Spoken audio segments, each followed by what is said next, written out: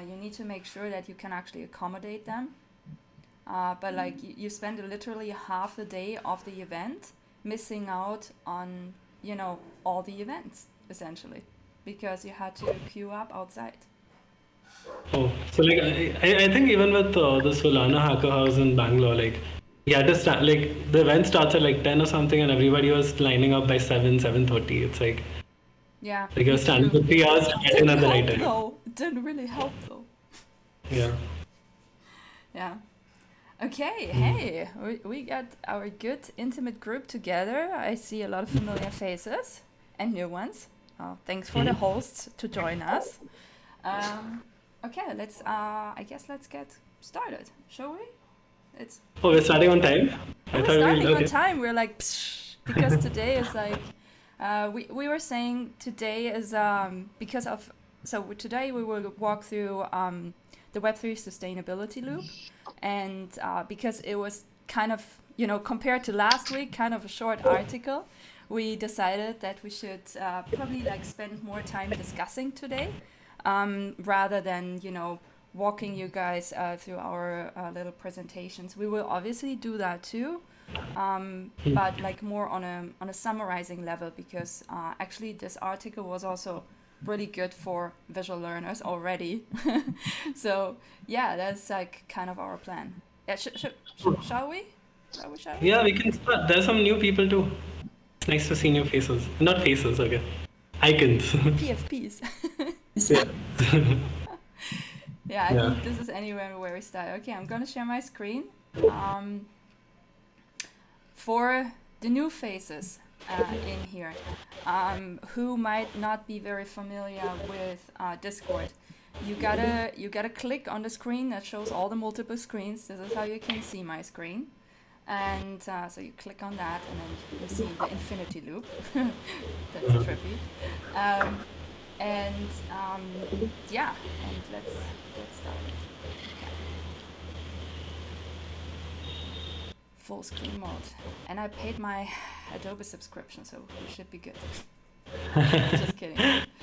Okay, so welcome everyone to Visual Learner Study Club.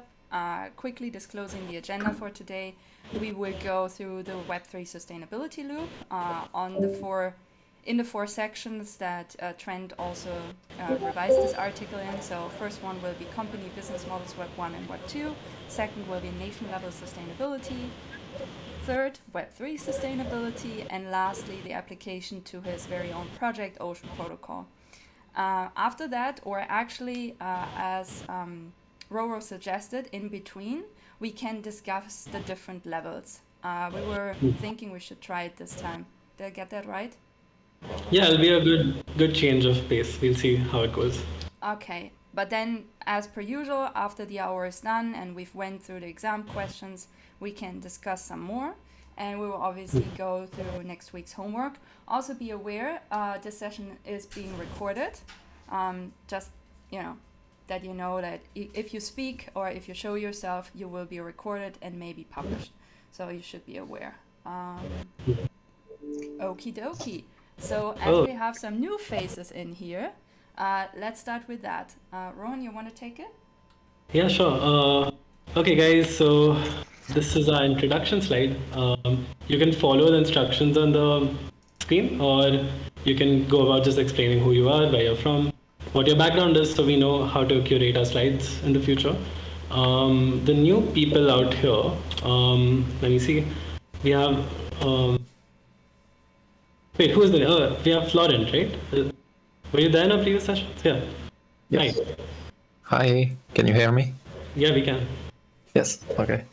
Hello, so I'm Florent. I'm from France, currently living in Helsinki, Finland. Oh, And if you what is my background? So I have a master in business, and I studied electrical engineering before that. I worked for a few years in Taiwan as a project manager, and so now I just moved to Finland and I try to enter the Web3. oh So wow. that's why I study token engineering, which is the domain that suits me most, I think. Okay, lovely. Nice to have you here. We have, Thanks. and we have Jesper. just for you. Do you want to unmute yourself? Yes. Oh. Can you hear me? Yeah, we can hear you. Okay, I'm Jesper. I'm based in Copenhagen, Denmark. I have an engineering background and have been working in Web 2 projects for many years. Now looking into Web 3 and these new business models that fascinates me a lot. And that's why I'm participating here. Oh, lovely. Okay. And we got Casey. Is that a new face here? Hi. Hi. I'm currently based in Sydney, Australia, originally from China. Oh. My name is Casey, so that's correct. I studied human-computer interaction, was a product designer for a couple years, full-time in Web3 for 2 years, building a DAO, and working in a Web3 incubator as the product mentor. And I'm here to learn more about token engineering and can help building our DAO and help out with the founders with their Web3 projects. Oh, lovely. Nice to have you here. And we also have a couple of, study group hosts here. Rohan Sundar, Mark is here again, Tiago is here. So nice to have you all here. Yeah, let's get started. CryptoCat? Did they Oh, introduce themselves? My bad. I think they are due, but I'm not sure if they can unmute. Yeah, hi. I'm from Bangalore, India, and I did participate, I think, in another session a couple of weeks back, but then I got tied up with something else. Okay. And Rohan Sundar diverted me here today in the morning when I was in chat in some other group. I basically come from a IT background, engineering and computer science, and I was with the corporate valuing Web2 products and for the fintech industry. And the last couple of years I've been actively involved in the crypto and now moving into seeing how I can participate in the Web3 community and primarily help startups and new products. More interested in seeing what tokenization can do and really what it means to have a token generated for some real asset or how really we need to go about designing that. That's something which I'm very keen to look at and understand and what's looking forward to that. Oh, nice to have you here. So we have a lot of people from Bangalore here now, or at least India. Yeah. And also, if you want to click the picture, let's do it now. If anyone is okay with taking the video on, we can take a screenshot so we can have it on a Notion session page. That would be nice. Very true. Thank you for remembering. Come and show your pretty Hello, faces. guys. Hi. Okay, Hi, Luta. I will give it a second. Who else? Who else? Who else? Who else wants to show their pretty faces? Okay, I'm gonna count to 3. 1, 2, 3, smile. Okay, perfect. I hope I didn't move this time. No, we just did great. Okay. Okay, super cool. Thank you guys. Fun. Florent's face is like stuck in time now. Yeah, it's frozen. Yeah. For me too. He keeps smiling at us. That's nice. Yeah, but at least this is the least problem. I mean, when I'm frozen, I have the worst faces. It's really sad. No, he looks Yeah. really great. Like, this could be his PFP forever. Yeah. Okay, let's go. Okay, let's go. Also, just ignore that apparently I cannot count until 4 because I missed a slide. So sorry for this. Okay, you want to give a little intro to the full article? And then we But can go from there. so basically, I mean, before we start the Web3 sustainability loop, Trent had a brief introduction, a brief precursor article, let's say, to it was called Web3 sustainability survey. So basically, basically in that article, he went through the major question of how do we make these ecosystems around our projects not only self-sustaining but also growing. And he goes through a lot of funding mechanisms that are possible. He discusses like types of funding, sources of funding, who curates these funding, and many other like dimensions of funding that he goes through. Also like discusses grants and all of these other ways of like getting money to your project. And that takes us to like this article, that the sustainability loop, where it's like, okay, we can get grants and we can get projects, I mean project money, like through funds. But if we don't have a sustainable mechanism through which we can generate value at the end of the day, like we are just throwing the grant money into a black hole at the end of the day. So even massive funding, like gaining massive funding from VCs would not really solve the problem. It just masks the problem for a while. So then he basically argues in this article that we should look at existing models in companies and nations, and we try to distill the core elements that make these ecosystems sustainable so that we can build the same on the Web3 space too. And he starts with the core growth and sustainability loops of, the companies, then he goes to nations, and then then Web3 itself. So we can start with the company business models. Yeah? Stella, you can take this. Yeah, I take the boring part. Why not? So he starts out with the Web3 sustainability loop by looking at Web1 businesses, and he also wrote an article about the early days of the internet. I think this is kind of where he started to come up with putting this article also together. And so yeah, he looks at these early businesses, and there were businesses who were just copying content from IRL onto the net, and they thought that would be good enough, and obviously it wasn't. Then there were some companies who were like web native, like us, like Web3 native, right? And thought, okay, cool, let's do some stuff. And some models failed, others like eBay and Craigslist actually survived until today.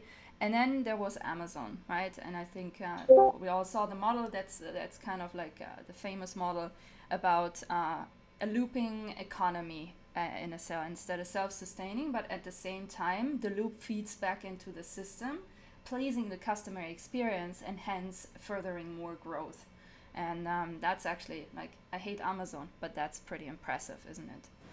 And in the end, I think about this model, something that, was like my point of, is the point that it feeds back into the customer experience and nowhere else. Because this is something that we, I think, in Web3 often forget. Like, we have all of this cool technology, we build like all of those cool dApps and, stuff, but we forget the customer. The customer is not a techie, right? The customer wants something that's super easy accessible, where they don't have to think, they don't fucking care on which blockchain they are, like most of them. I'm not talking about us as customers, I'm talking about, the general mass of people. And so, yeah, I think we need to spend more time actually thinking about what is our customer experience, what are we offering them. So this is why I really like that model, actually, even though I hate Amazon. So, and then he moves on to Web2 business models, and there it becomes kind of like more obvious how, the company revenue loops into the system back on a more, I would say, on a higher level. Web2 entails mobile and social media and cloud services, and some of the most sustainable and probably like best business models from that era are paid subscriptions, right? Like MailChimp, transaction fees like in PayPal, affiliate programs like in Kayak. Honestly, I personally don't really know a lot of affiliate programs. I didn't even know Kayak, so I had to look it up. And then ads, Google AdWords. And yeah, it just makes it very obvious that, if you want to have a business that works and it keeps working, you have to loop it, right? Sois, you're top engineering dog and now you have an opinion to everything? Then you do it. You do it. Okay, so we're doing it together. So the way it works is that the workers have to be in the center of this loop, right? Because this is where essentially the whole workforce and everything that gets made has its origin. Without the workers, you don't really have a product. So the workers, company employers, produce a product, work to grow the company revenue, and that company product or service gets put out, generates company revenue, and that gets feed back into the system when the company management curates that those earnings into improving, hopefully, the customer experience and the product. And like that, the company can keep growing. But then he also says that this is kind of an incomplete, loop, because you have to also look at, if a company, like he calls it, I think he calls it a superpower, right? This is a superpower of companies, that they can issue company stock, and therefore, kind of like, we get to the nation thing, but kind of like print money in a sense when they need it, right? And so this is an additional point to look at, and this winds like the whole loop for a few points. So you get governance from shareholders, board, and management, because you have issued stock, right? They will help you to curate the earnings into whatever's needed for the company. At the same time, you disperse the issued stock over months or years, so you don't cause any kind of inflation or any hiccups. And then you go and the whole process feeds in itself. Like the workers in the middle again, then you grow the company and the company revenue through the product, services. They generate company revenue, it feeds back, but at the same time, company revenue feeds back, also the stock feeds into the system. Like this, you can actually keep a company alive, even though you might not have had the financials before. I don't know, you want to add something to this? I feel like something could be added. I mean, I feel like the stock part, like, because I think in the article he had highlighted that in some sense, when you're like there are two stages where any company generally needs to sell its stocks for money itself. Firstly, it's in the beginning where it needs initial capital to actually get the initial product starting. So that's when he gave the Amazon example where Bezos like sold it to his friends and family, and that's how he got the initial capital to get started. And then later, in order when it's already going, you need more money to actually not get outcompeted by your competitors, and that's when also you need another influx of a lot of money. So that's again where you are selling your stock as a promise for future growth, in exchange for cash right now, so that you can build that future growth. That was that is an important part of the stocks itself. Yeah. Thank you. And also, I mean, I feel like we should also highlight before this, like, all of these models, like when we are drawing all of these models, like they don't, all models have their own flaws, like in the sense that, I mean, obviously this is an extremely oversimplified version of reality, and we have to always take into account like what we are missing, what we are not missing. We need to have that discussion about this version of reality that we are talking about. Then, like, what are we missing here? And I think we should open this to discussion maybe. Like, this is the right point to see if anyone has anything. I was about to say that, because it really depends on what you're trying to do with your company. Because if you're building a product that is like very time sensitive, right? It's an entirely different story with the if you have like a lot of competition already lined up, or you're maybe not very early in the market. All these things, they all need to be considered to make sure that your model is actually the one that will work for you. But as we said, this is like the first section. I was wondering if anyone had like comments about this, if you felt confused about stuff, if you think like something in here could be done better or maybe detailed out more. So maybe let's just... Oh, Rohan. Okay, go. Yeah, I think he missed one part of the stock is also insurance for the owners, right? So it's a hybrid instrument. So it gives you access to the cash flows and it gives you insurance. Wait, can you see that again? I missed. Yeah, you It's an insurance. Can you say it again? Sorry. Sorry, give me a second. I need to bring my headphones. Yeah, there's an echo, right? There's some echo there. No, I think the echo is coming. How is it actually insurance for the owner or the founder or whoever it is when ultimately that stock can just go to zero and it means nothing?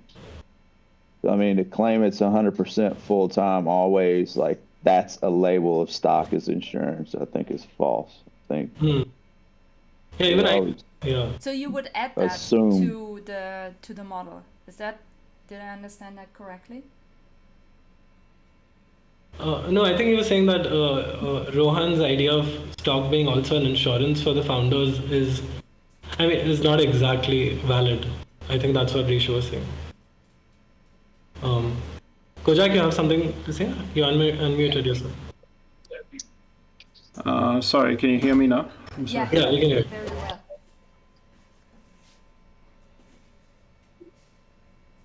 Oh, Rohan? Yeah. You want to make some a claim again? stuff moving around here. Yeah. So no, what I meant was it's a hybrid instrument in that it behaves like something that gives you access to the underlying cash flows of the company, but there are a lot of things that don't give you access. So, for example, Apple wouldn't give you dividends for a long time, so you couldn't access the underlying cash flows. So where would you, if it were you, right, where would you put in that point of an insurance? You would put it under workers, or you would make a separate, like you would make workers? No, so it would be like, let's say there's a macroeconomic disaster like 2008, then you issue stock. Yeah. So it's an insurance in that sense. Otherwise, you issue bonds, but bonds are increase the uncertainty for you because you have to pay out that interest. So you have to generate that cash flow. Whereas with stock, you don't necessarily have to pay out the cash flow immediately, right? So you can pay out the cash flow over many years. Okay. Yeah. No, that's a fair point. I think Brent touches upon this point in the article. He talks about the down round, like if needed, company can issue stock to raise money immediately. I'm very. I'm not the right person to talk about this, but I think I read about this. A lot of, they call this the death spiral in some sense. A lot of companies, when they are going down, they actually end up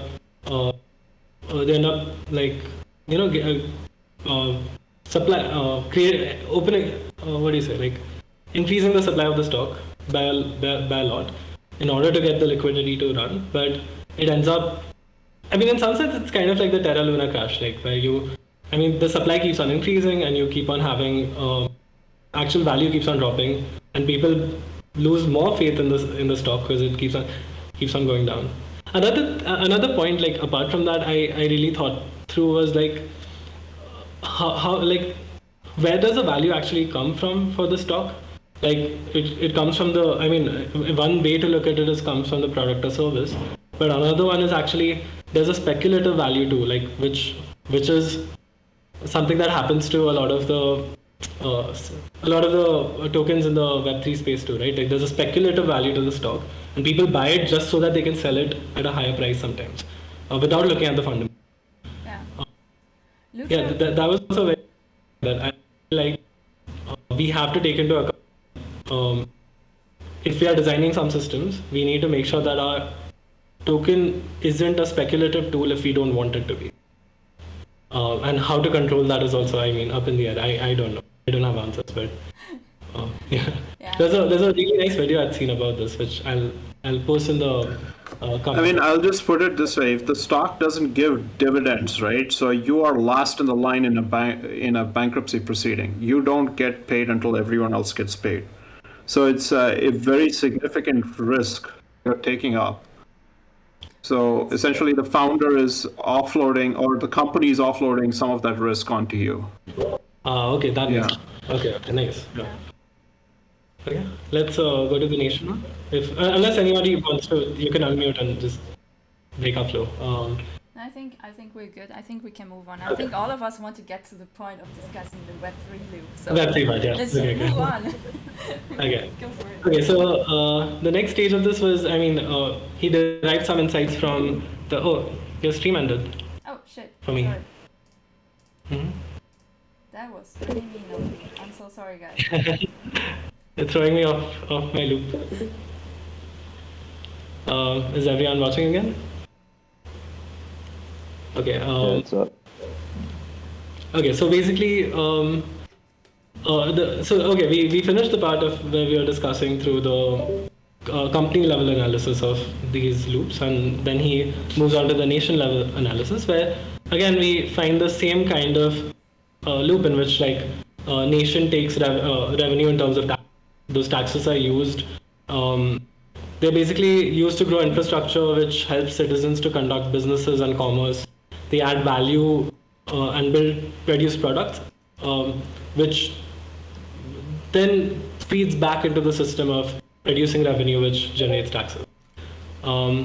This, at least, this was the simplified loop, and then I think the next slide would be the full picture of the loop, where again a similar kind of loop where we are seeing the extra bit here is that nations now at least have the ability to print fiat currency, and they can decide the level of supply. They can actually, here we are only talking about adding fiat currency, but there's also, I guess, there would also be like a way to take it out of the system too. But you use these tools to basically increase the supply when you want, when you want to borrow value from the future to get liquidity in order to build infrastructure, and you use that infrastructure to increase commerce and increase businesses within the ecosystem, and then the employees and citizens basically then the revenue generated, it gets you the tax that feeds back into the system. There's a lot of conversations we can have about that. In fact, like I guess the whole Web3 space started with the whole conversation about whether, in some sense, whether governments should have the ability to disperse currencies like this and increase and decrease supply when they wish. Because it has its own repercussions. I think there are conversations to be had about, in some sense, major conversations to be had in terms of how sustainable nations are currently. Because again, the whole Bitcoin community completely believes that, or at least most of them believe that, that power shouldn't be in the hands of the government. We can open this up for discussion. I'm still I'm going off the cuff now, but yeah. Yeah. Can I make a Yeah, sure.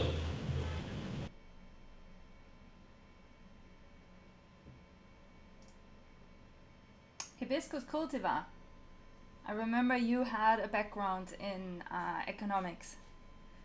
Anything you Yeah, I found weird about this model? Or Stella, that? Kojak was saying something. I feel like you couldn't hear him. Oh, Kojak was saying something? Yeah. Mm-hmm. Yeah, I do have a background in economics, a reasonably good background in economics. And Just one second. Can you not hear it, Stella? No, I can hear Stella, it. It's just super quiet, but I can hear it. Okay, I can hear that. super soft, is it? Yeah. Now you were better. Is it better? Okay, yeah. Okay, yeah. The thing, the current prevailing economic thinking, which is being accepted increasingly across the world, is something called modern monetary theory. And the beauty of this particular thing in the crypto sense is that monetary management can devolve right down to the lowest DAO. Every DAO, it's got the ability to issue a token, which is a kind of a currency by itself, and so you can actually build the whole economy bottom up right to the top. That's why we had this what do you call micro, meso, macro, the second all that. it's possible now with crypto to coordinate across these particular levels. That's the beauty. I mean, which is actually not mentioned in Trent's article, but this is one unique thing about crypto. It gives possibilities which never existed before. Yeah. That is one. There's one more point which I'd like to make. Crypto makes possible the. I think this is mentioned earlier. I mean, even this thing for real-time management of the economy. It's possible to get a continuous feedback from your tokens when your tokens act as sensors. So the possibilities are like almost infinite. No, and actually, I mean, this is a very important point, because when we are talking about the nation level sustainability loop, we are measuring how well, let's say, a nation is doing with GDP or whatever measures that we've created, but they are after the fact in some sense. I think within Web3 with tokenization and with the data being on the blockchain, you can actually... Absolutely. Yeah, it can be real time. It can be real time now. Yeah, and you can make those micro level adjustments which we couldn't do earlier, which is very interesting. I think that brings in so many possibilities. So, yeah. I mean, in fact, the reality is that in economics, there is no link between the micro and the macro. And it's only now, an economist, famous economist called Lucas, who kind of established a kind of a feedback thing. But in mainstream, there's hardly any. The only linkage is through your corporate finance, stuff like that. But it's extremely flimsy. I mean, it really is the thing. So we are sitting on an opportunity which never existed before. Yeah. Also, Lutra, do you want to unmute yourself? Or I can read your comment otherwise. Yes, I just want to add one thing that might be missing. In this way of a graphic, it seems that, monetary policy and fiscal policy always are directed in the same direction for the good of the nation or something like that. And I think that has not always been in place like this. Right? There might arise situations where the government want to have an expansive fiscal policy, but the monetary policy would like to dampen, those effects. So one has to take this also into account, I think. That's it. Absolutely. You're absolutely right. I mean, I agree with you totally, the thing that both monetary and fiscal policy, they've got to be aligned. And I think another thing that this graphic or this model doesn't capture is the what do you say? I mean, they're putting workers, employees, citizens, everybody in like this one boat, but everybody has their own incentive structures and their own like we are not all combined into building national revenue. I mean that is, it's just a part of the model, but that's not the only thing we do, because there are a lot of people who, if they can get individual benefit, but if it affects the nation's revenue, they would take that sometimes. So this, I think, model misses the incentive structure landscape also of individuals and their agency on it. Hey, to our economic experts, can you break down which activities you think are monetary policy and which activities you think are fiscal policy when it comes to the activities of a protocol like what we're looking at right now, or a DAO or whatever? Yeah. Can I answer that particular question? Yes. Yes, please. Yeah. The thing is that basically in traditional economics, there's a between monetary policy and fiscal policy in this area. Monetary policy is with respect to the total money supply, and also interest rates are basically used to manage the money supply, and one of the major objectives is to actually target inflation. Now, fiscal policy is about taxation and treasury management and the allocation of funds to say certain specific sectors, incentivization of specific sectors. Now, in protocols, both these are combined. So it's possible for us to actually fix the quantum of tokens, which is monetary, the thing, using something like, say, purposeful thing of tokens, or any other it's actually possible to drive incentivization to specific areas or specific this. It's also possible to have taxation for transactions. So we have a degree of freedom. At the lowest level, I say. If you define DAO as the lowest level, we have it. Was my explanation sufficient for you? So what you're saying is something like transaction fees of a protocol is more like fiscal policy, where something like increasing your token base to finance, or maybe we could even say the token emission rate, is something more like monetary policy. Yeah, monetary policy would be like increasing the total size of the token distribution. Mm-hmm. And fiscal policy would be like your emission control through some sort of a taxation or some other sort of incentive structure. Could it be like transaction fees or something? Like, would that be a part of it? Yeah. So the thing is that in tokenomics at this particular level, both macro and micro and even meso are combined. So we don't have to bother about the classical monetary and the classical micro and all that. It's only a framework. We can use it in whichever way we want. Right, got it. Oh, that's very interesting. May I add something? Sorry, Yeah, may I add something to this discussion? Because I find it quite fitting. I would say the initial token distribution, genesis distribution, as well as the process of ongoing token distribution, that's all in the code. And that's all the part of monetary policy inside the crypto economic system. Fiscal policy, according to my opinion, would be if we have some kind of revenue or rewards in a feedback loop, and the DAO decides where to spend that money for. And that would be an analogy to the fiscal policy of a government. Absolutely. I completely agree. I just want to make one point, right? So the difference between a DAO and something like a country would be there is internal demand for the currency. It's not necessary that the DAO has internal demand for its own tokens. It may be external demand entirely, right? Because so if you think about things like Dogecoin or even Bitcoin, it's completely useless outside of. Yeah. No. It's actually depends upon how you framework. If you look at Bitcoin as the hub around which the global crypto ecosystem works, then it's actually frameworked against a global system. So the demand is from within that particular system. So we tried this. Actually, a little bit of history.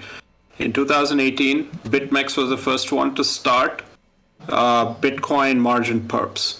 It was such a disaster and so many people got wiped out that they moved to US dollars because it's inherently volatile. So, that's one of the problems with this. Even now, we don't price tokens in Bitcoin. You price it in US dollars. You don't, otherwise, the ETH BTC pair would be the highest traded pair. So that's one big departure from, say, national currencies, or even Bitcoin, to say nothing of DAO currencies, where I don't know if merely printing and burning would make a difference in a lot of these cases where the demand is entirely external. It's not internal. No, the thing is that the first thing is that something like Bitcoin is actually emerging as the equivalent of gold. It is not a currency. Though it was initially envisaged as a currency, it's actually now it has evolved to something like gold. But what is going to happen next? See, the thing is the whole crypto area is now it's only $3 trillion US, while the whole space. I mean, if you look at the whole asset base, it's something like hundreds of trillions of US dollars. So it is even now extremely small, and but the point is that people realize that in the long term, this is going to change everything, and it's so early. I mean, and it's in its stage of evolution, and the one thing that we can be pretty sure is that a lot of things are going to happen which we never imagined was possible. So, trying to take the historical and trying to extrapolate historical learnings from traditional finance onto this thing and all that may not be adequate for this thing. Something like even something like an NFT. What is the equivalent so that would be like I mean, there have been cases of this, right? So if you think about what's an NFT? Yeah. So there have been property certificates and other things that have been issued for moon rocks. Also, I mean, they didn't scale. Yeah, they didn't scale to the level of NFTs, but usually it was a centralized registry saying you can buy a star or name a star. I mean, So those were probably the first NFTs. And in fact, even before the NFTs on Ethereum, there were NFTs on Bitcoin. That didn't scale either. Yeah. Yeah, no, that's true. But I mean, we didn't have the infrastructure that we have now, right? Like, so I mean, I think the Kojak's point of my point is more simpler, right? So failures look the same across time. Successes look different. It's like the Anna Karenina type of situation, right? Unhappy families all look alike. I mean, there is a reason, right, why in the end of this article, I think he decides to talk about ocean. I don't think it's merely because it's his own project and, he wants to push his own project. I don't think that's the case. I think he does it because, like, the solution to, our very own project sustainability loop in Web3 can look so very different, right? So something that never comes up. So I've spoken to Trent about this, right? Because I'm working with him on Token Spice. Yeah. And some of the things is like, this is more like, so I empathize with him as an engineer, right? Okay, so this is my main. It's not about the but. There's no but there, right? So the idea that he has is successful engineering projects. If you bring the same, successful engineering projects don't attempt to change nature; they just attempt to survive. Right, so no matter what happens outside, like if you're building a bridge, you don't want to build the Tacoma Narrows Bridge. You don't want to build the one that that resonates with the wind's frequency and then collapses. Or if it's designed for 500 cars and 501 cars pass through and it collapses, that's bad engineering. So his point is entirely about, okay, he's not making any. But he doesn't have a thesis on what works and what does not. It's just like, okay, so if you have figured out a product market fit, here's how you engineer around it so that you can take into account the buffeting of hurricane level winds or the equivalent of hurricane level winds or whatever it is. So that's the point of view that he has actually designed the sustainability loop from. It's not like a macro point of view or some philosophical point of view. I just want to clarify that. Right. No, I think that's absolutely fair. Yeah, that makes sense. Yeah, that makes sense.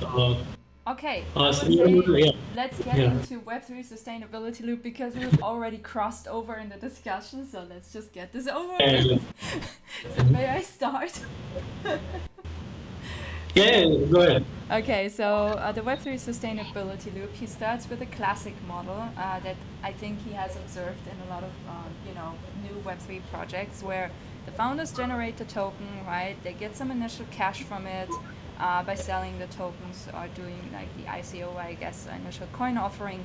Then they build the product from that, then they ship it to power the maybe ecosystem if they even thought that far ahead. That is, in a lot of projects I feel very questionable. And then the aim is to grow the token value. So, but then, you know, a lot of projects run into the trouble, or that's what I've observed, that then there is nothing more connected to this project than growing the token, right? And that is actually finite. Like, I know people would argue against me on this, but I feel it's totally finite. Like, you can only keep it up that long. Maybe you can keep it up if you have a very powerful incentive structure designed around it. But like, in the end, I think people are looking for more than just growing a token. But that is obviously very much my personal opinion, so let's not bother about that. You can hack me down for it in a bit. Give it a second. Okay, you go on the next one. I absolutely agree with you. Like, I think at the end of the day, there has to be a product or service. There has to be some reason why people. I mean, otherwise you're just, again, like, it's a speculative tool. That's all it is. And then why do it on Web3? Like, we have every other, like, broken financial tool in Web2 to do it. But okay, so this is the completed loop, like the full picture.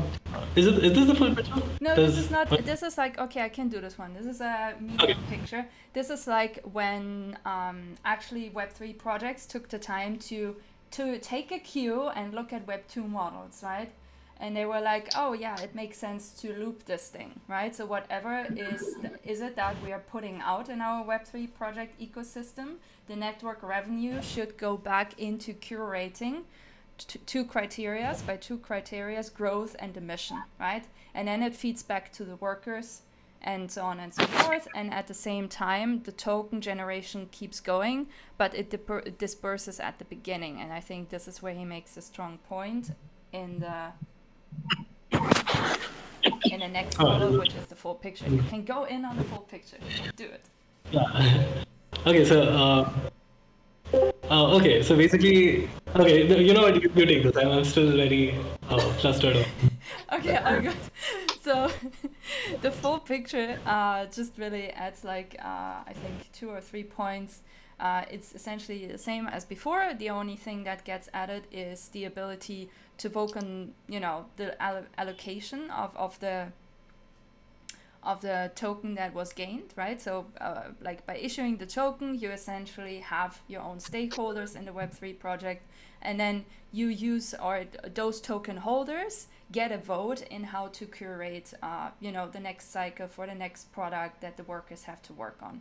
Right? And the other thing that he corrects is that he says it disperses over years, decades, or centuries. So it's not dispersed at the beginning, because that can lead to further problems. And then you have, as you know, all of this feeds back into the network revenue.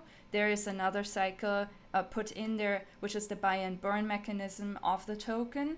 So you get somewhat, that is my understanding, please correct me if I'm wrong, you get like a stability into the token. That is what I understand as, you know, to buy and burn. But yeah, feel free to argue with me on that before we go to the last one.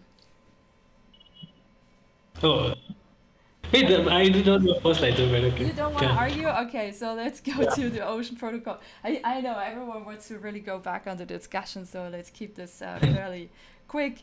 So yeah, so with all of this, and I guess like all of the research that Trent did, he came up with a model that worked for him and for Ocean, right?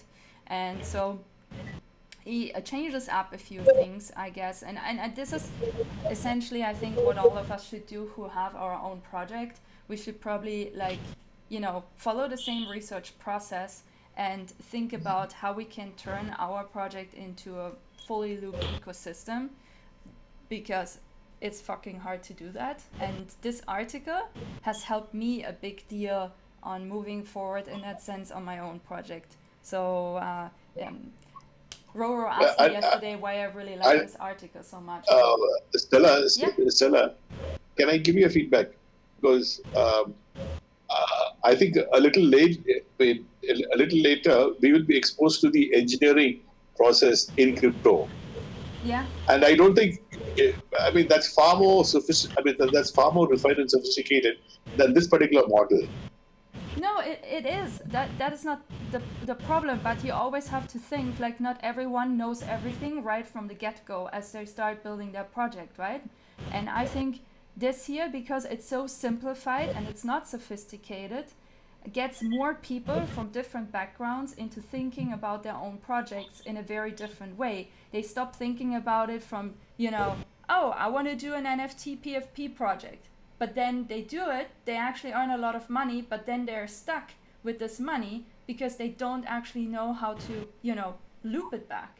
I think this article is fairly simple and actually not very sophisticated, which helps people from various backgrounds to understand on how to get started with that. I'm not saying this is perfect. I just think it's inspiring, if that makes sense, Jack. I think it's a nice framework to start with, I think. Yeah, it's a good starting point. No doubt about that. Not and it's in module 1 anyway, right? Like it's the whole point is to like get introduced to the ideas that we are going to use, I think, in the later modules. Yeah. Because it's kind of sad if you think about it. There have been so many good projects out there, but because they didn't think ahead of time on how to turn it into a loop, right? Not even an ecosystem, just into a growth mechanism or a growth loop or however you want to call this thing, right? This is when they get stuck and those projects die, and it's a little bit sad, They didn't have to die in the first place. So yeah, this is why I like this article. Yeah, no, but some projects are better dead. Some projects are better off dying, you're saying? Yeah. I mean, I think that's because of a failure to understand, right? Like, I mean, in the ecosystem that I entered, like, I just saw like a lot of projects were like, hey, let's decentralize this, let's decentralize that, without knowing why they decentralize anything. What's the benefit of doing that? And they just are here for the VC money, and then, I mean, it didn't seem like that they understand what the value addition actually is. Like, and the other thing is, see, I'm a global semi-finalist as far as the X Prize 2018 is concerned, and we were exposed to Google X also. And there, what we do is we celebrate failures, fail fast, fail forward. For this thing, because there's no point actually sitting on a project which is bound to fail, and as soon as you realize it's going to fail, you better kill it fast, or you just waste money and time. Yeah, I mean, in some sense, we've speedrun through a lot of economics and economic theory by just like having all these projects burn through and make the mistakes that we made all along. Like, There's also something that I feel that's like missing from all of those models is timing. It sounds really trivial, but there is a time, for example, to have investment. Then not every time is the right one, right? I just had a really good project that's already bankrupt, right? Because they accepted VC money way too early, right? It's sad because the project I have to say it was, because it's dead now. It was very, very good. The tech that they had developed, very, very good, but they got in on VC money way too early, and then now they are dead. I can tell you stories about that particular thing. Okay. After you can tell me stories. Yeah, we can start the discussion now. Yeah? Okay. So let's go to the conclusion. Yeah, you want to take this one? I thought we were done with this. Oh, okay. I mean, it is, I guess, in a way, self-explaining. But I just also think I really want to move on to discussion. So if no one specifically had trouble with this one model, I think we open the floor. I mean, he makes this claim, right? It's designed to achieve sustainability over decades. This is why he adds this, and he takes out the years and centuries. Via funding that goes to teams, workers that continually add value to the data ecosystem. This is like, I think, his strongest claim in this whole model, and this is why, like, he built his project for the long term. And and then there was a little bit of a conclusion, and I think he keeps adding notes to this article, which is like kind of fun and interesting. You want to take this one? Yeah. So basically, there was only one conclusion, but we added the other two. The conclusion that he added was Web3 sustainability loop. Like, you have to take inspiration from both businesses and nations, the companies and nations. Another point that I felt like it was important to know, like the way Ocean had tied the token value to growth and usage was an interesting way to align incentives within. we can also discuss attack vectors. It was an interesting choice that they. Token design can make or break projects. So we have to think about them through I think, short-term, middle-term, and long-term mindset. Because if you're only going for short-term mindsets, you're very likely to make it a speculative tool, build a lot of hype, and the project will fall completely. Yeah. Woohoo! Discussion time! Finally! And questions? Do we want to do questions before discussion? Because I think we are already crossing time, right? Yeah, it's 2. Yeah, we should go. Also, the questions were pretty easy, I felt this time. Does anyone have any points? I feel like they were as straightforward as they have been so far. Yeah, let's just quickly run through them. So what are the 2 social institutions Trent McConaughey is drawing inspiration from the Web3 sustainability loop? Roro just mentioned it. So let's go with, I want to take one of the newbies, Florence, with the pretty smile. Hi. So, companies and nations, in my opinion. Yes. Great. Yep. Thumbs up. What are examples for successful Web 1 business models? Let's take Lutra. Yeah, sure. So it's number 3, apps like eBay that allow users to interact with each other.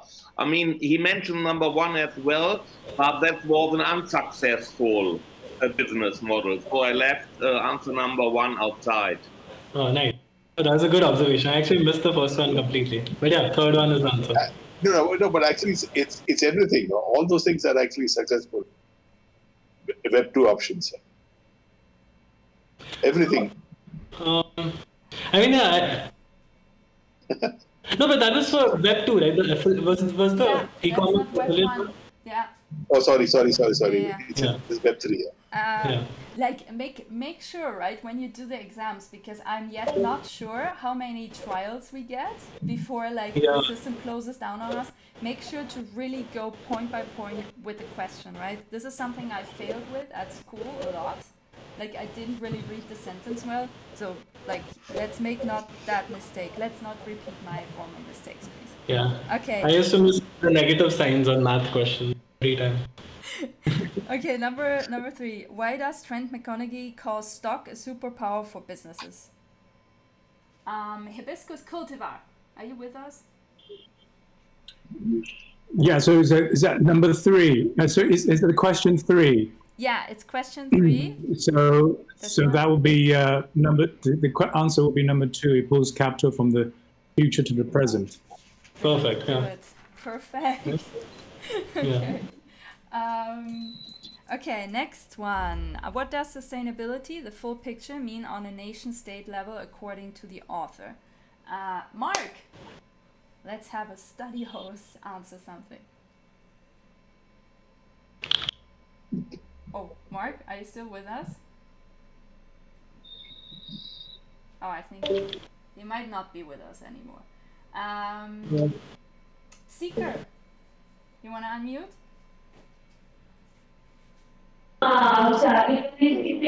Yeah, I don't have the questions in front of me right now, answers. Oh, okay, wait. Sorry for that. I actually downloaded them yesterday. Give me a second.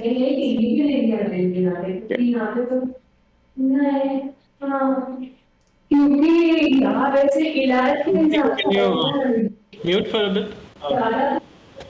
There's a lot of background noise, sorry. Okay. So it's this question, and those are the answers. Oof. Those are the answers. Casey, do you want to go? Now that you can read the questions? Seeker, you still here? This one, I guess. It's on the screen, Stella's sharing it. The first one, the first option, government spends money and... Let's go. Yeah. Yummy points for you. Okay, awesome. Okay, Casey, take the next one then. Yeah, next one, KC. Instead of dispersing all the tokens at the beginning of the project to investors, Trent McConaughey just suggests an alternative. What's the correct alternative? Disperse a large fraction of tokens over a much longer period of time to workers that are adding value to the project, or reserve a 50% fraction of tokens in every token sale for workers that are adding value to the project. Casey, any bets? I would guess the first one. Very good. We have such good students in this group. It's amazing. Okay. This feels like school again, but okay. And last question. Ocean Protocol's Economic Machine 2020 version combines 2 vehicles for curation. Select the 2 vehicles. Curious! The floor is yours, if you want it. And he's like zooming out of existence. Okay. Curious Rabbit, you there? I wasn't looking. What the hell? Okay, it's this question. You can answer it? Yeah. Let me just see the answers. Okay, what's the question?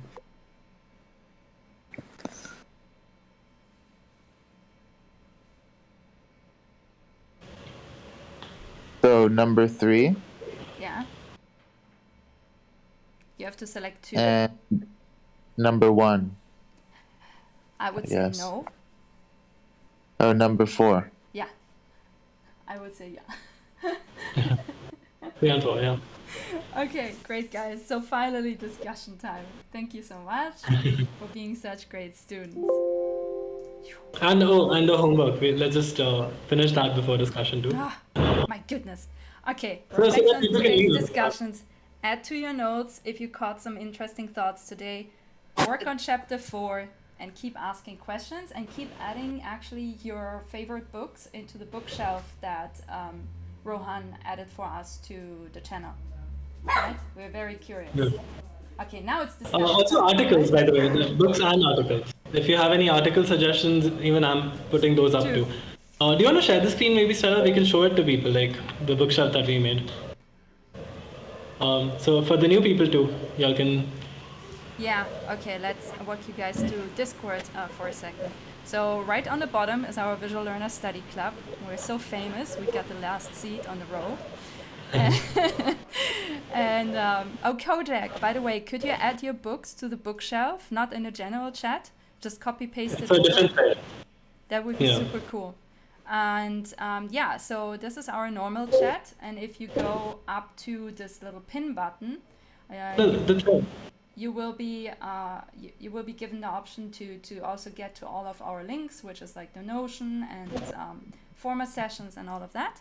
But the best part is this newly installed bookshelf by Ro.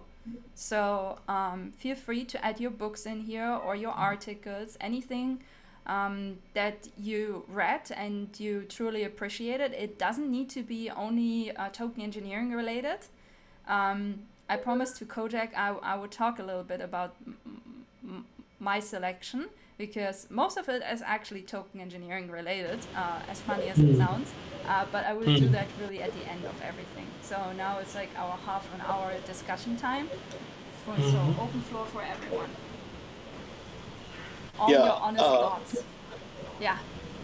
Yeah. Can I make a point about those books thing? I think it'll be great if we make an attempt. I mean, we use either Figma or Miro or something like that, and draw links to either projects, initiatives, research, or whatever we are trying to achieve in this particular course. Maybe we are trying to get a job in some particular area in the crypto space. So, like, if I'm trying to getting a job in, say, modeling in a specific, and I'm doing a particular project, say Tiago is working on some particular thing, it may be possible for me to point out other articles or books or the thing, related to his particular project. Similarly, I mean, I've got multiple interests for the thing. If we expose ourselves, we can just actually link to each other. It'll be a tremendous learning experience for everyone. We could add that section. I mean, so actually, I'm putting a screenshot of how it looks on Notion. I've actually made a visual bookshop too, and it has a section of why the person has, if you can see the screenshot on the chat. Yeah, so you can see who recommended it, who's the author, what's the book, and why the person recommended it. And when you open it, you can actually read it. So I can add more. What do you say? Cool. Yeah. That's awesome. Yeah. Didn't know. It looks really pretty. Yeah. Yeah, it's awesome. Thank you. Okay. Also, I mean, we are in the discussion session. So, Kojak, I wanted to ask you, like, Yeah. I really do agree that I feel like that we are in a different, like, we have built an infrastructure that can potentially real-time monitor things, and it is fundamentally different than how it was in the past. We haven't figured out how to use it yet, but I do think that there is enormous potential in that direction. Do you have any ideas about how you would approach it? Yeah. In fact, I've written a small haiku on this, and it goes something like this: start small, start local, and actually start bottom up as DAOs. A kind of a layering of DAOs from bottom. Bottom to the top, and actually composability composability objects. The way I'd actually look at it is actually to start replicating horizontally. Then once you replicate, horizontally, build verticals on those particular items or DAOs or whatever this is. Don't see the approach which we are taking now. The second thing is that I can't hear you. Okay, yeah, now I can. Okay, the highest value add is at the bottom of the pyramid. So, but now at the moment, most of the initiatives are at the cutting edge, bleeding edge and all that, or it takes a massive what I call a religious approach. In fact, you're trying to tackle some massive problems. There's a lot of low hanging fruit, right at the bottom, and that's what that's what we need. The Web3 space is actually matured enough for us to capitalize on that, and I mean, we can talk on this later. How exactly I'm doing it. Oh, okay. You're working on this. That's amazing. Yeah, I'm working on it. In fact, I'm trying to give a complete strategy, a twin token strategy for the token for the TEC and the common stack ecosystem. Oh, that's amazing. Wow. Okay.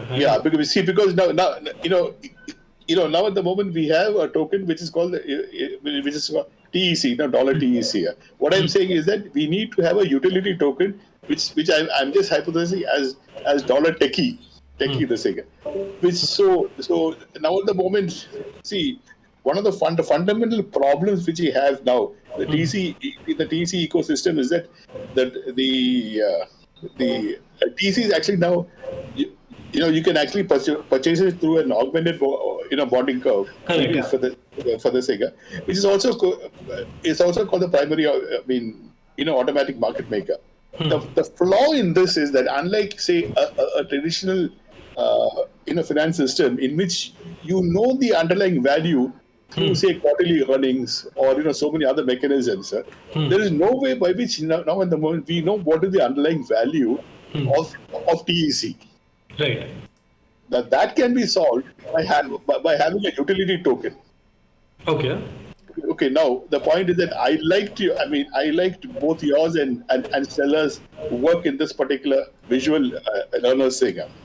Since I've been airdropped a certain number of utility tokens, I gift you a certain number. You understand?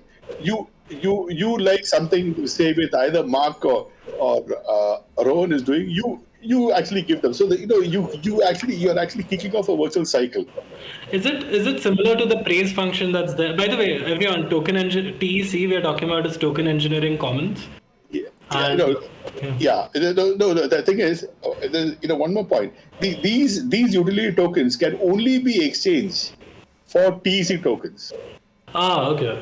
Okay, so if you want, I mean, if you want to purchase, I mean, if you want if you want, utility, either you earn them or you buy them, and you can buy them only through TEC. Now, this is also in one sense a copy of Trend's, Ocean Protocol. Okay, I see. Okay, but it is not. I mean, it's actually it's a variation. No, but I'm wondering, like, how is that different from the praise function that the... No, praise. Yeah, no, praise. I mean, if you want to, I mean, how many persons are praising actually? Yeah, that's true. Okay, fine, fair. That's true. No, Okay. what? I praise like all the time. Yeah. Come on, guys, don't be assholes. No, but I think this is also something that I put before in the chat, right? We haven't even talked in these models about the option that we can have different tokens for different purposes or different currencies for different purposes within an ecosystem, right? We haven't even touched that option yet, because you can have, multiple utility tokens if they make sense. That's absolutely. Right? You can have a praise which is completely out of, like, it's essentially out of like the system, right? It's part of the system, but it's like this outside function. It's not really like in the core of anything TEC. So it's almost like a reputation in some sense. In some sense, but then for reputation they even have like something different. So it's like, I think it's vastly interesting as you have in your ecosystem so many different people to join, which complete very different functions. Talking again about DAO in the sense of, hey, like a DAO doesn't need to reign over like it all, right? A DAO can have like one specific function. There has been this assumption that a DAO needs to be applicable to the complete ecosystem. I wildly disagree with that idea, right? Like, we don't need to be a Swiss Army knife in some sense. Yeah, it can have a very specific function that is actually suitable to like the people who are probably part of that DAO, So in saying it in Rohan's sense, like Rohan Sunder's sense, you probably don't want for an engineering project, right? That's like solely about like engineering a specific technology. You probably don't want to have a DAO attached to it, which has a bunch of people who have absolutely no idea what they are talking about, right? Yeah. So that could like harm your project rather than make anything better in that sense. Yeah. But then, for another project, it might be beneficial, right, to have like a diversity of opinions on a certain topic to grow out your ecosystem further. And so it really, really depends. I'm so curious to hear about like, I know Alusha, she said last time, I think she was like part of a DAO and working on DAO concepts. So I'm like really curious, because this article, like I said, it might not be super sophisticated, but it is pretty inspiring. So Chris, Banana Chain, Hibiscus Cultivar, Jasper, like, what are you guys thinking? Tell us. So I can't wait for you guys to get to the fourth article about the governance, because it kind of ties to this, what you just said now. So in the fourth article, I've forgotten the author's name, but he described governance as a way to capture capital function in token. So with the equity market, what we have is a transfer of wealth, real wealth, from the investors to the owners of the project via token. So what happens is they give you this currency, which you hold, and currency, as you know, devalue over time. But with them, what they're owing, they owe the actual value, the actual worth of whatever is backing that currency. So they are the ones holding the real wealth. So with what, but according to this article now, is crypto is a new way to merge those two functions into a fungible asset. So, and the only way, according to him, the only way or the best way to do that is attaching governance to tokens. So from his definition is, it sounds like he wants governance to be built into every token. So now a token then has a capital function and a currency function by default. But with what you just said now, and I agree with you, because I also have a problem with his article. So, and I agree with you, not every token like requires a governance or a governance that ties to the protocol that closing. Well, his article is like an antithesis to what you just said. So, yeah, I can't wait for us to get to the article. Oh wow! I actually haven't read it yet, so I think this is the best intro to it. You made us all excited about next week. Yeah. I would like to add something that Hibiscus Cultivar had written. Okay. And with regard to our today's article, I thought it was a really nice idea if you think about the normal model and then the full picture model. According to my understanding, the most fascinating idea is that you simply add another source of revenue, right? Be it at company level with stocks, be it at nation level with printing fiat. Okay, central banks, yeah, you know that problem. But we also need a second kind of source of revenue for Web3 business models. And I personally find that quite intriguing. And I think it fits to the discussion because the second source of revenue might be a second token with a second use case. So we have one for the financial element, and maybe we had one more for the governance element with regard to the DAO. Yeah. I mean, I think in our first, was it the first module? The first section? Like there were purpose-driven tokens and it was the paper that we read. Purpose-driven tokens and then It was a paper from last week where it was like stating with the research directions, one of them was purpose-driven tokens. Yeah. And I think we're like cutting down more on that like whatever kind of token we're going to issue, like we need to bind into the full system. Lucia just says he's being an author and that's good enough. That's fine. So it's good. Yeah.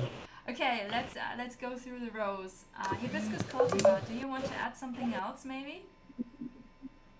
Yeah, my point is really about have some of these protocols rather than focusing on monetary policies.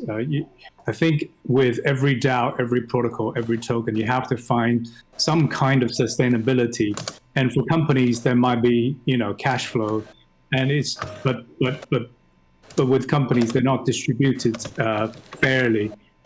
With Web3, we aim to be less extractive and look after everybody. But at the moment, there seems to be a problem with product market fit. And beyond that, there's an example I saw this week where when you look at Uniswap, where essentially there is a product market fit. However, more than 60% of the fees actually went to not with LP providers, but went to gas and MEV. So in that sense, you could argue that's not sustainable, and there could be a other solution for that. For example, being a chain app, being an app chain for the protocol. Yeah, I mean, anyway, there's just some observations there. Okay. Great. Thank you.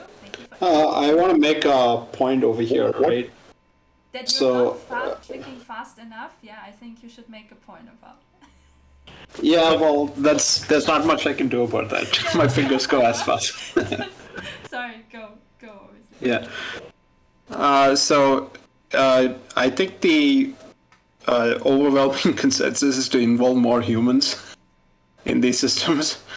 My guess would be involve less, or have it be more meaningful interactions, right? Meaningful meaning most of it is automated. On the few occasions when your rule set fails, that's when governance comes into play. It can't be just that. Otherwise, it's just going to become a mess of politics. I don't know how many people follow this YGG Merit Circle thing, or anyone knows about it. So here's what happened. Merit Circle is a gaming DAO that makes game assets and rents it out to esports teams to use, and they get a part of those profits. So it's a good product market fit, right?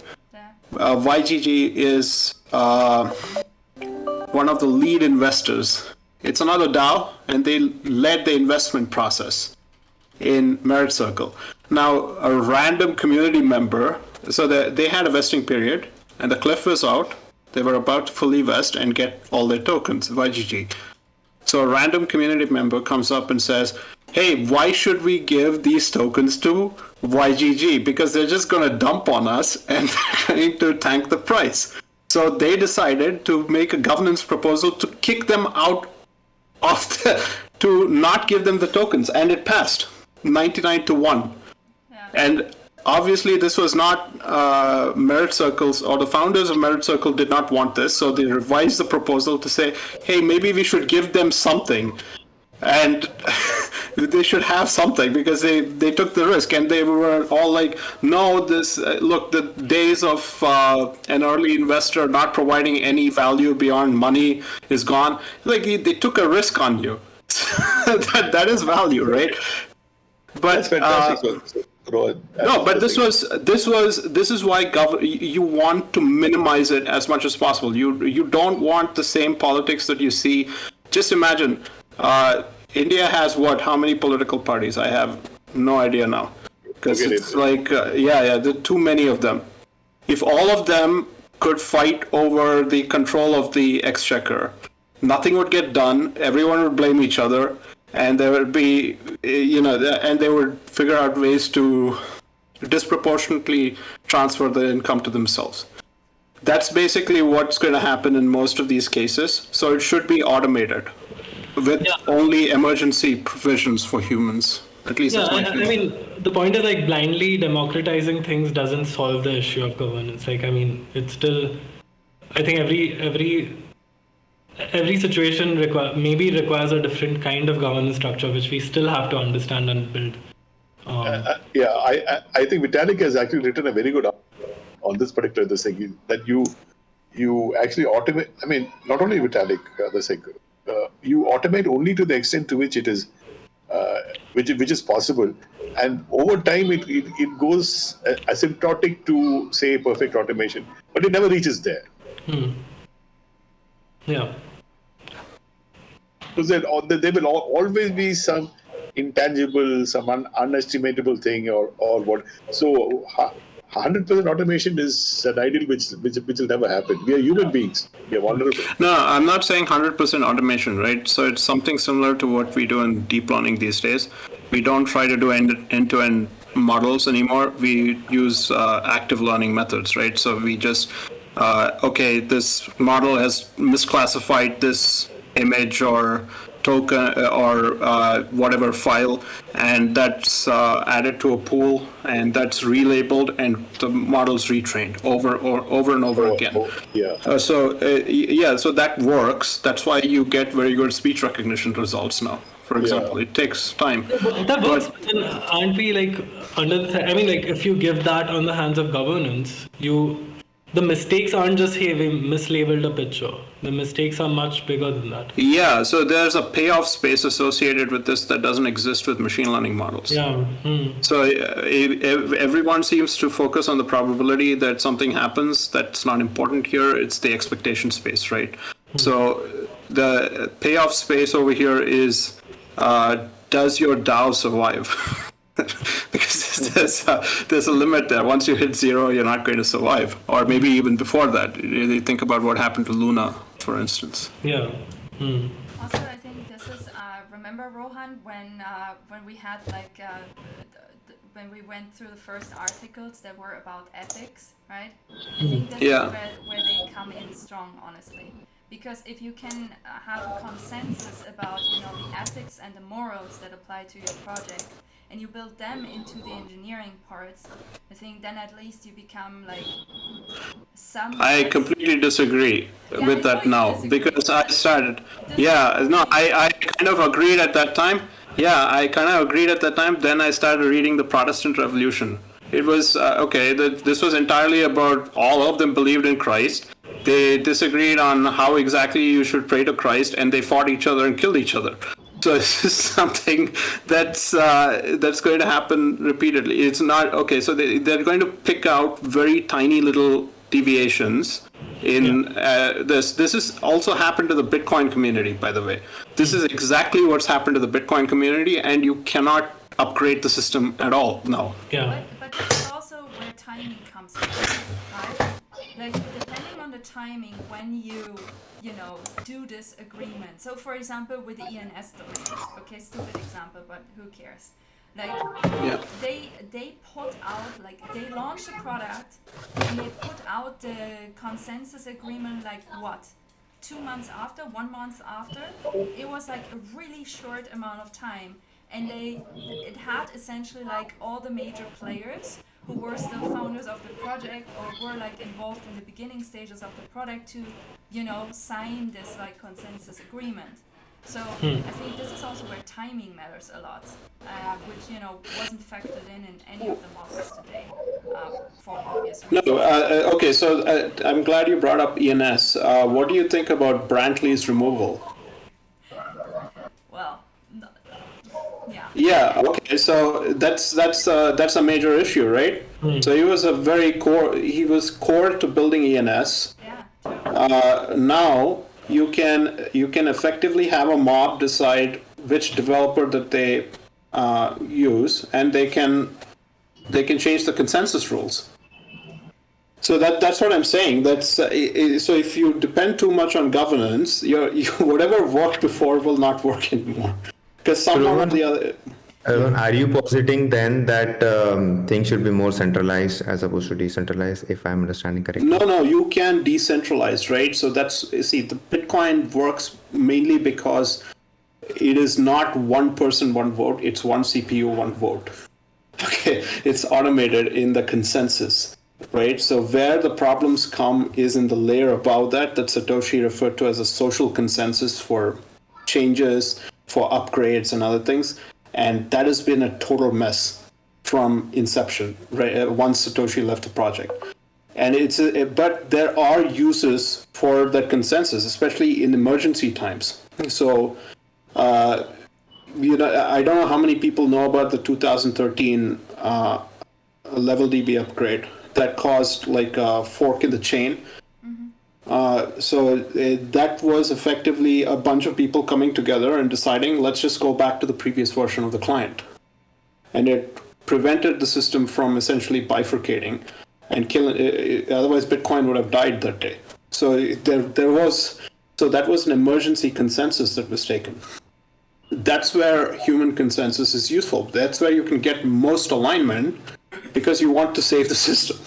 Essentially, it's like the aliens invading Earth argument, right? You're not going to, if they come in full battle gear and decide to bomb your cities, you're going to unite and fight back.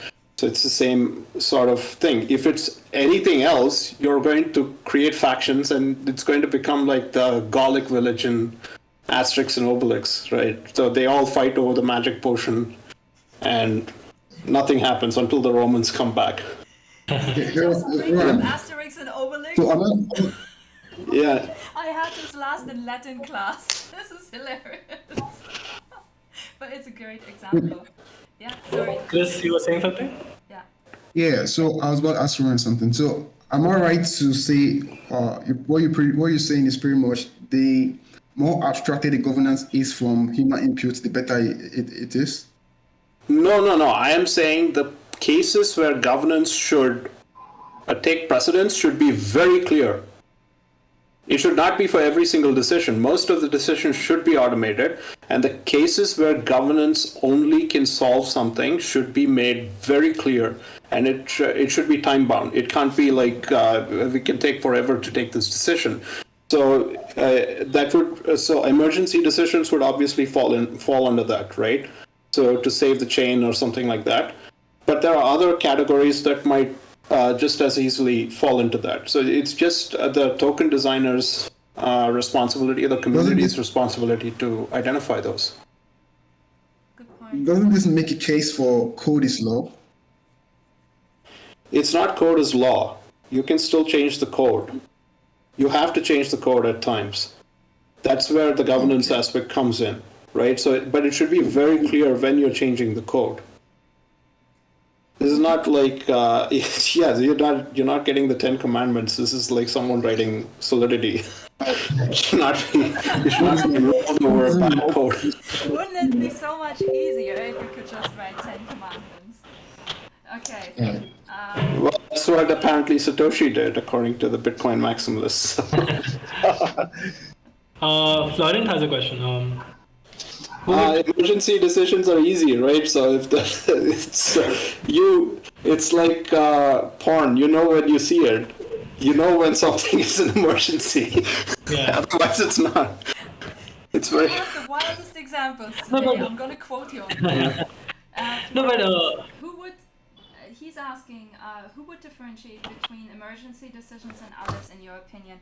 I think the so far best version I've seen of these are like actually with the tech community when they introduced it during an event, because they have those different levels of decision making and who is involved and which groups are involved of the DAO. So not everyone in the DAO needs to always vote on everything, right? There are like different member groups who are voting. But I think you're asking who initially is deciding that, and I guess I don't fully agree with you, Stella. What? Because I don't fully agree with you that the tech guys get to define what's right or wrong. Because most of the times when things go south, they are the least hurt. Investors suffer the most when like the political collapse or like whatever. So I think there should be like some degree of input from investors or from the initial stage of the protocol. Yeah. That's where I think governance mechanisms will come in. How do you get value alignment from everybody, not just a bunch of tech guys making the decision? Yeah. I think what should be used out here are your governance techniques like conviction voting and stuff like that. I quickly want to add. But conviction voting. Say that I wasn't defending and quadratic I was voting. just making a statement that this is how I observed it in the tech community, like the TC, Token Engineering Commons community. Sorry, like that wasn't my opinion. It was just what I observed and what I found interesting. Is there any other example where things have been done right apart from TEC, and maybe Rohan or somebody else where you can go and... Yeah, Bitcoin is a good example of it, even though the community is completely batshit insane now. But they are able to collaborate on major decisions, right? That's why you have the Lightning Network. That's why you have transaction malleability and other things. But those are tech-related discussions. That's because it's almost unique in that the people have, those who have a lot of Bitcoin have an interest in monitoring the system because they also believe that it should be extreme example, right? It was the first use case. So if we discount Bitcoin, is there any other case where people have designed it, engineered it, it just doesn't happen organically, maybe in Bitcoin? Yeah, there are, right? So, this is not related to blockchains in general, but Havala networks, for example, have this system of they have kind of like a decentralized whitelist as to who they will trade with or who they will connect with. This happens organically. It doesn't happen because of any central authority, and it's a stable system because it's been working for 5,000 years now. What about Ethereum? Yeah, but now I guess we'll have to see what happens now, right? So with the proof of stake upgrade, there is no governance attached to Ethereum per se. But I guess since they split the execution and the consensus clients, there will be more interesting discussions around this, I guess. Yeah. So far, there's been no governance. No proof of work coin has governance. There's no need for governance. Proof of work coin. Yeah. One more thing which I'd like to add is that in nature, especially when you have so much of mycelial structure, all of that is actually, nature, inherently is is decentralized and some sort of a consensus thing in a mechanism. This period of Most things are centralization. decentralized. Yeah, most things were decentralized, right? If you think about, I guess, Kojak, did you watch Ponniyin Selvam yet? Or No, I'm going to. I'm going to.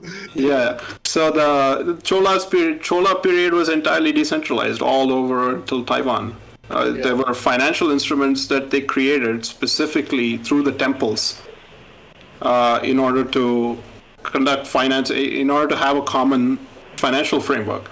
None of this was managed by the king. There were so many kings, right? It's all over the world. Even South America, they had a payment mechanism which on stakes, and your Venetian what do you call a bill of payment. A bill of payment was valid across the world. Yeah. I mean, this is this era of the last 200 years has been an aberration compared to what has happened throughout history. I completely agree with that. Yeah. Although, I mean, I feel like, this, I don't know if this point really goes with what we are saying, but I keep on seeing this same thing, that like decentralization has these coordination failures that constantly happen.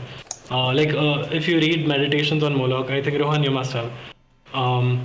They keep on highlighting that the more we decentralize and the more we, let's say, democracy. So that's where I absolutely disagree with that article, because they make a case of 100% decentralization.